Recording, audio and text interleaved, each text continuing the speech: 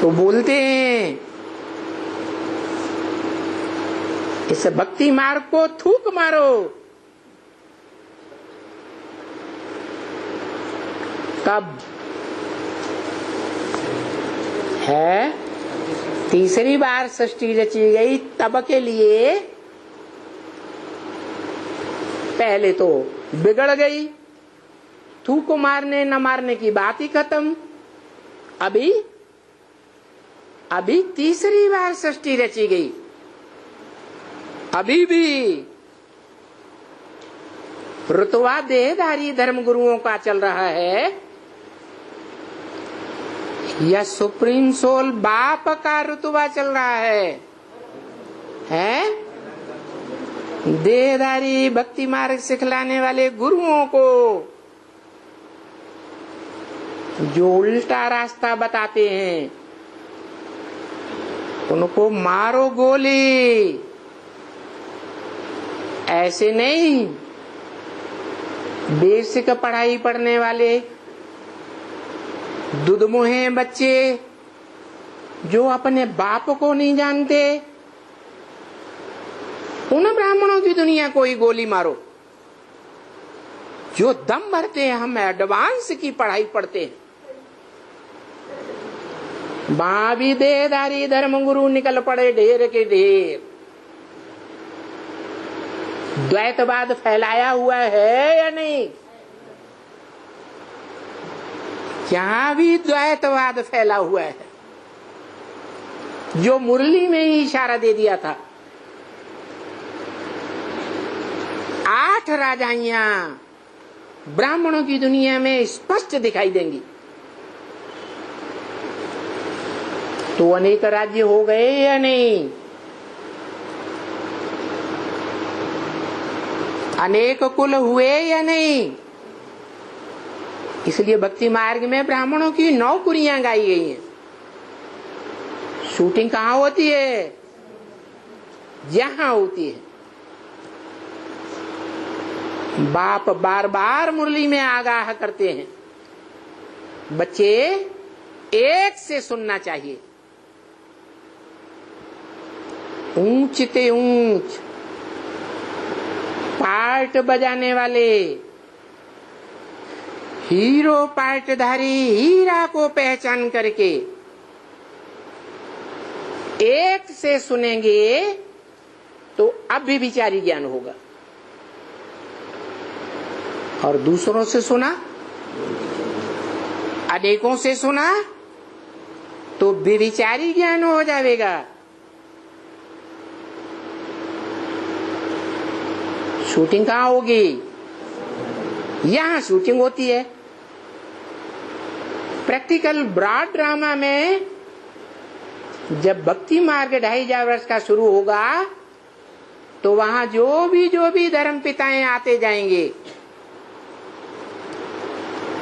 उनकी बातें अगर सुनते जाएंगे और हिस्ट्री में सुनते गए हैं, भारतवासी ही सुनते रहे, भारतवासी ही कन्वर्ट हुए हैं दूसरे धर्मों में।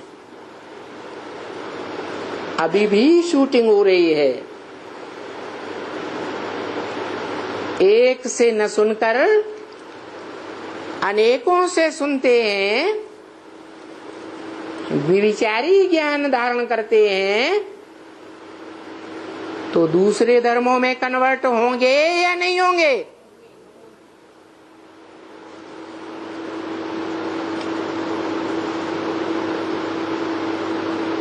तो अभी तो नशा चढ़ना चाहिए कि हमको जो बाप भी है, टीचर भी है, सदगुरु भी है,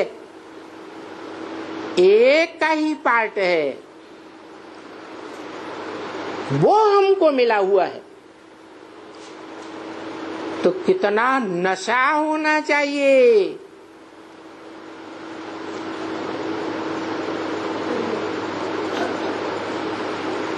बाबा कहते, चलो बच्ची,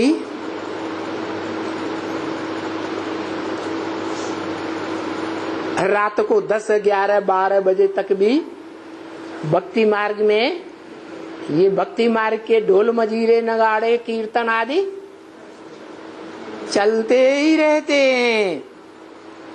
ठक ठक भक्ति मार्ग की होती ही रहती है। और अभी क्या हो रहा है? अभी शूटिंग हो रही है या नहीं हो रही है? वेद के 12 बजे हैं या नहीं बजे हैं? कि बजने वाले हैं? हैं? अरे घोर अंधकार जिसे महाशिवरात्रि कहा जाता है, जिस महाशिवरात्रि में बेसिक ब्राह्मण भी घोर अंधियारे में डूब जाते,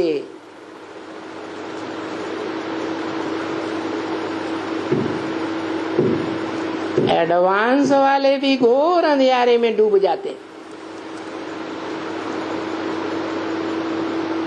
अपने बाप को भी भूल जाते,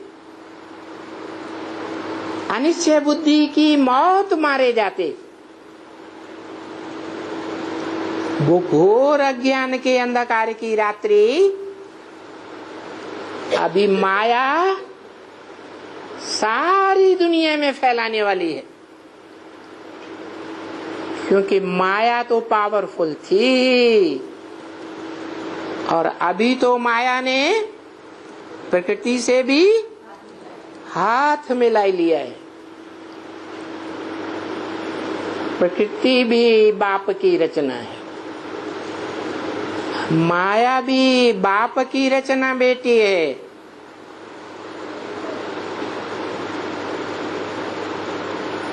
प्रकृति का अर्थ ही है प्रकृष्ट रूप कृति। कृति माने रचना, जिसकी प्रकृष्ट रूप से रचना रची गई।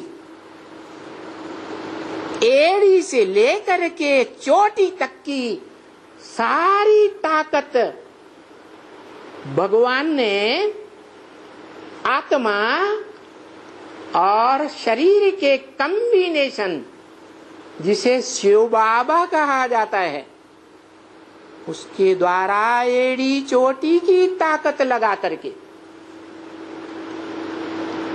मन सहित सारी इंद्रियों की शक्ति लगा करके लंबे समय तक पावर भर करके उस प्रकृति रूपी चैतन्य रचना को रचा है। किसको? कौन है?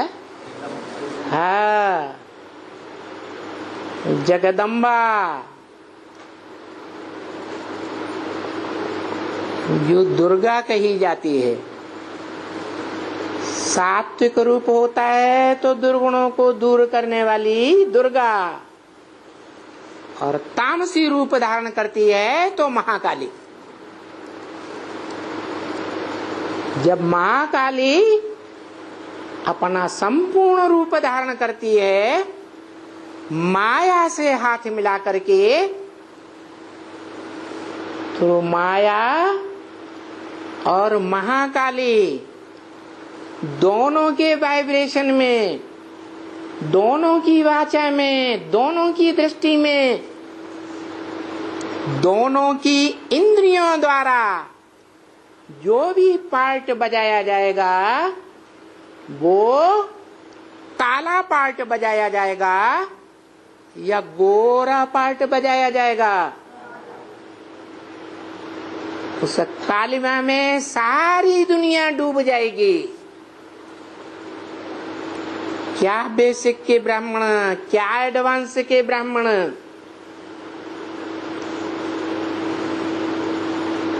सब अज्ञान अंधकार की महाशिवरात्रि में डूब जाएंगे। इतने डूब जाएंगे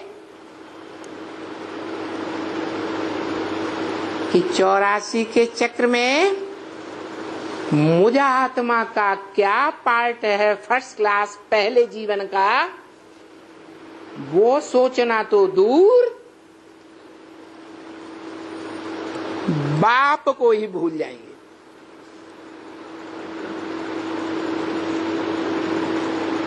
बाप पर ही अनिश्चय बुद्धि हो जाएंगे।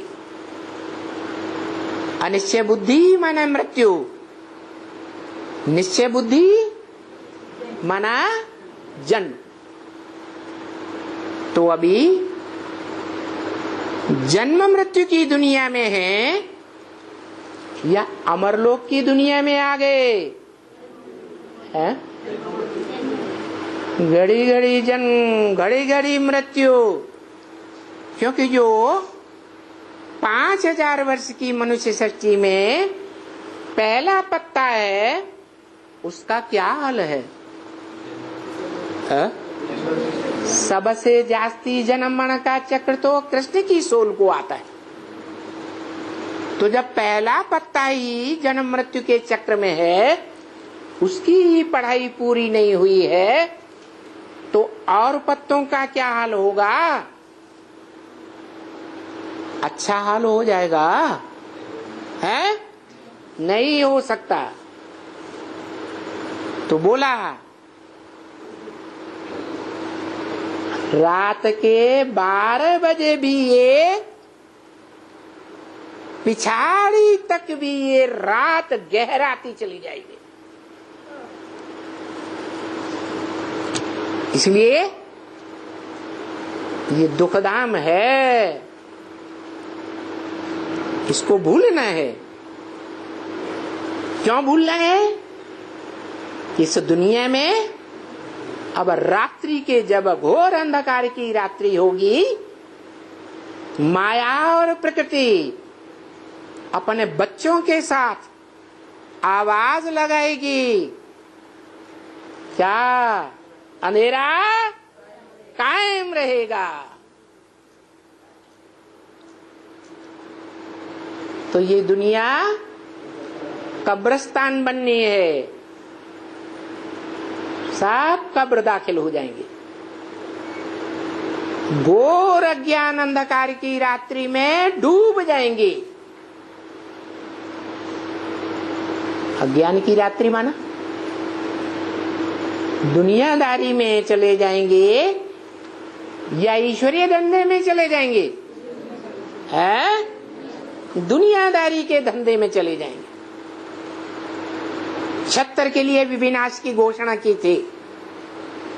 क्या दुनिया के विनाश की बात थी या दुनिया के धंधे धोरी में रमण करने की बात थी? क्या हुआ ब्रह्मा कुमार कुमारियों का? है? दुनिया के भक्ति मार्ग के टंट घंटे में डूब गए या ज्ञान मार्ग की दुनिया में डूब गए? ऐसे ही अभी भी होगा। ये खत्म होने वाला है।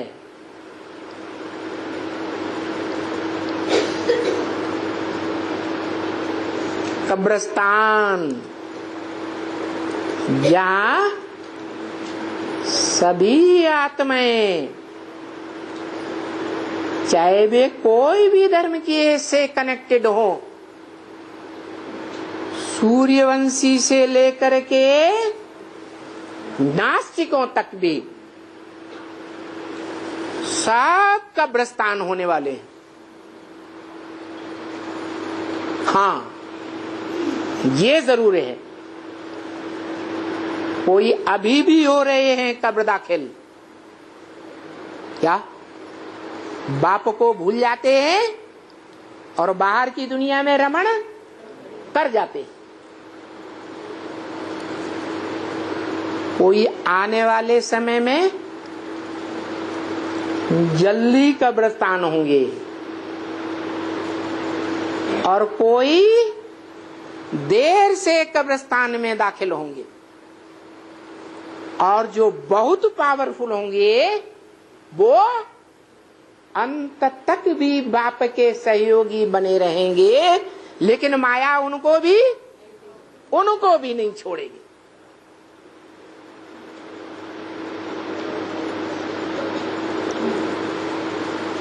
मना जो 8 शिव की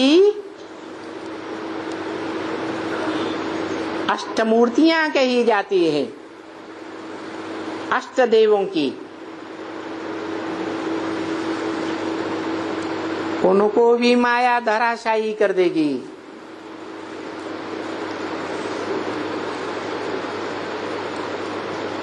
तो बोला अब ऐसे होने वाले कब्रिस्तान को हम क्यों याद करें,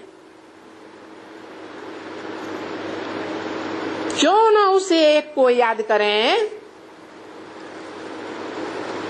जो कभी भी कब्रिस्तानी नहीं बनता। सारी दुनिया कब्रिस्तान हो जाती है, महाविनाश के गाल में चली जाती है, लेकिन वो काल के गाल में नहीं समाता। उसके लिए गायन है। भगवान बाप ने ब्रह्मा मुख से बोला है, जो ब्रह्मम वाक्यम जनार्दनम है। क्या बोला है? कालों का काल महाकाल, जिसको कोई काल खा नहीं सकता।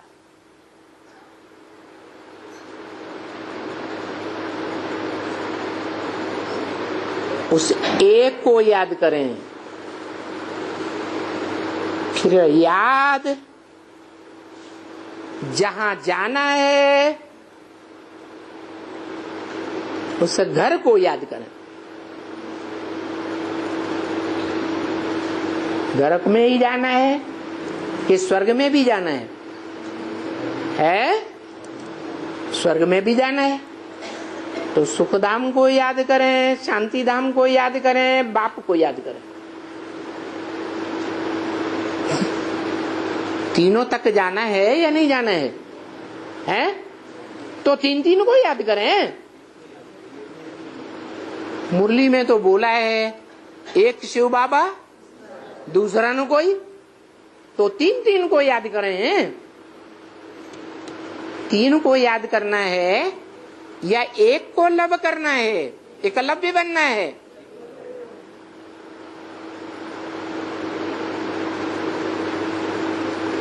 तो क्या बाप ने झूठ बोला कि शांति धाम को याद करो, सुख धाम को याद करो, मेरे को याद करो?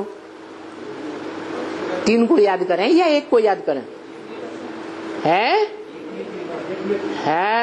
अगर एक को पहचाना है कि वो एक ही आत्मा है, जो बाप भी है, टीचर भी है और सदगुरु भी है, अगर उसको पहचाना है तो फिर बस वो हमारा बाप भी है, सारी मनुष्य सृष्टि का बाप, सो हमारा भी बाप। बाप से कुछ मिलता है? वर्षा मिलता है। निराकारी बाप से निराकारी वर्षा मिलेगा या साकारी मिलेगा? निराकार बाप शिव, उससे निराकारी वर्षा ज्ञान का मिलता है। निराकार बाप शिव साकार में प्रवेश करता है तो साकार निराकार का मेल, जिसे शिव बाबा कहा जाता है, जिसके लिए मुरली में बोला है इस सृष्टि पर सदा कायम कोई चीज है नहीं, एक शिव बाबा है जो इस सृष्टि पर सदा कायम है। जिसको भक्ति मार्ग में भी गलती से शंकर समझ लिया है। तीन मूर्तियों में से एक मूर्ति, अरे शंकर रचयिता है या रचना है? तो याद रचना को करना है या रचयिता को करना है?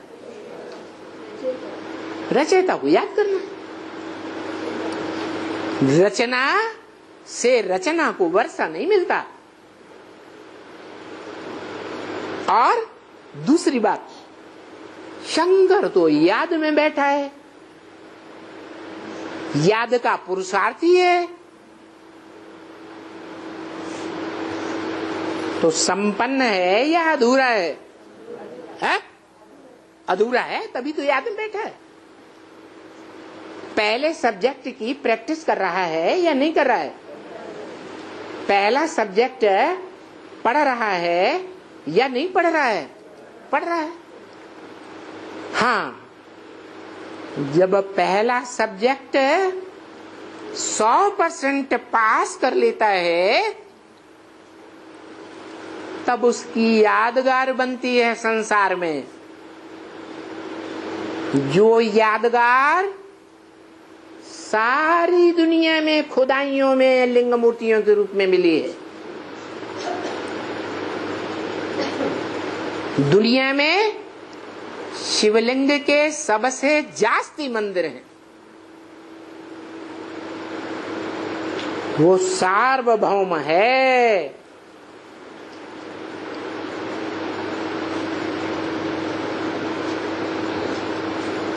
जो इंद्रियों वाले शंकर के निराकारी रूप की यादगार है। और निराकारी रूप भी कैसा? साकारी लिंग, बड़ा रूप। सो निराकारी हीरा रूप। जो सोमनाथ मंदिर में भक्ति मार्ग का सतो प्रधान यादगार सोमनाथ मंदिर, जिसमें लिंग में हीरा रखा हुआ था। वो हीरा किसकी यादगार है? हैं? कौन सी आत्मा की यादगार है? हैं? शिव बाप की यादगार है। बूढ़ी माता बता रही है। शिव बाप ब्रह्मा के मुख से कहते हैं, न मैं पूजी बनता हूं और न मैं पुजारी बनता हूं।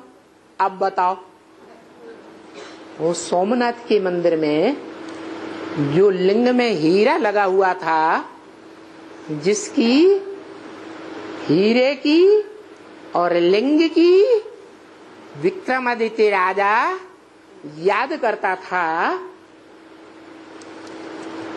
वो किसकी यादगार है? आत्माओं का बाप तो कहता है क्या कि न मैं पूजी बनता हूं न पुजारी बनता हूं। तो हीरा जो लिंग में जड़ा हुआ है, वो हीरा किस आत्मा की यादगार है? शिव बाप की यादगार है। जो बाप समान बनता है वो सृष्टि का बाप। हाँ, मनुष्य सृष्टि का बाप पूज्य भी बनता है और मनुष्य सृष्टि का बाप पुजारी भी बनता है। जिसकी यादगार है सोमनाथ मंदिर में लिंग में हीरा, और हीरा पत्थर होता है या नहीं होता है? अगर शिव की यादगार है, आत्माओं के बाप की यादगार है, तो वो पत्थर बुद्धि कभी बनता है? जिसमें प्रवेश करता है वो आखिरी पत्थर बुद्धि भी 84वें जन्म में बनता है। तो देखो, बताया जहां जाना है उसको याद करना है। तो बताओ कहां जाना है? कहां जाना है? पहले कहां जाना है? शांति धाम जाना है। अच्छा, शांति धाम जाना है तो कोई शांति देवा गाया हुआ है? कौन है? भक्ति मार्ग में कह देते हैं शंकर, क्योंकि वो तो बेचारे जानते ही नहीं कि शिव अलग आत्मा और शंकर अलग आत्मा।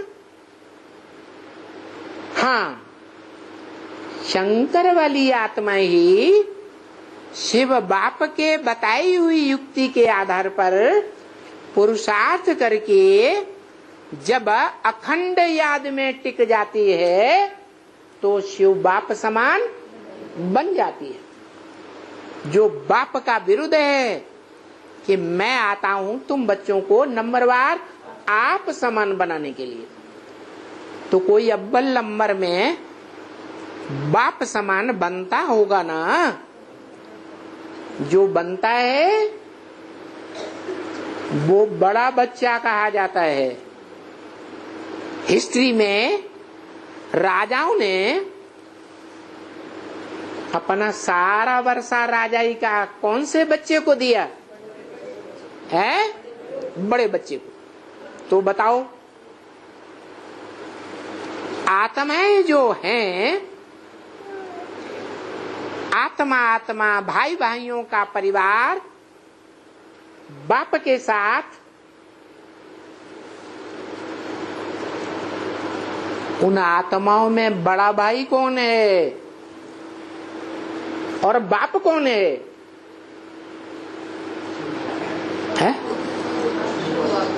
शिव बाप बाप है और बड़ा भाई राम वाली आत्मा, नारायण वाली आत्मा। तो दादा हुई या नहीं हुई है? हुई। अब बताओ, बीके वाले ब्राह्मण हो या पीबी के अपन को कहने वाले ब्राह्मण हो, अभी तक वो बाप दादा किसको मानते थे, किसको जानते थे?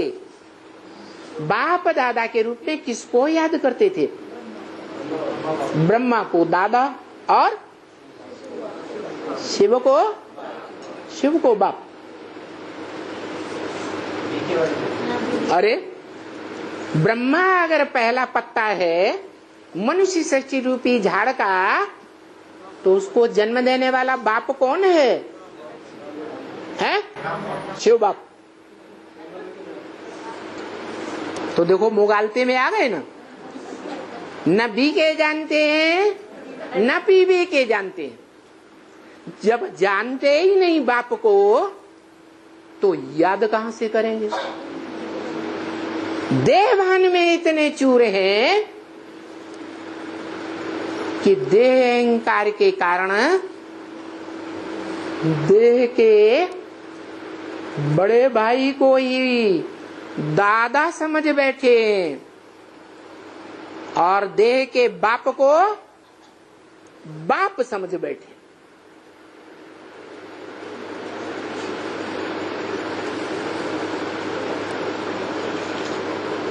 वास्तव में अगर अपन को आत्मा समझते हैं कि हम सब ब्राह्मण आपस में आत्मा आत्मा भाई भाई हैं, तो आत्माओं के बाप को बाप कहना चाहिए और आत्माओं के बीच जो बड़ा भाई है उसको दादा कहना चाहिए।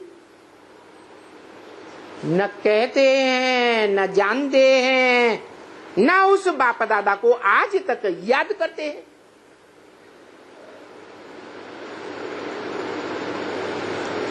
तो बताओ, वर्षा मिलेगा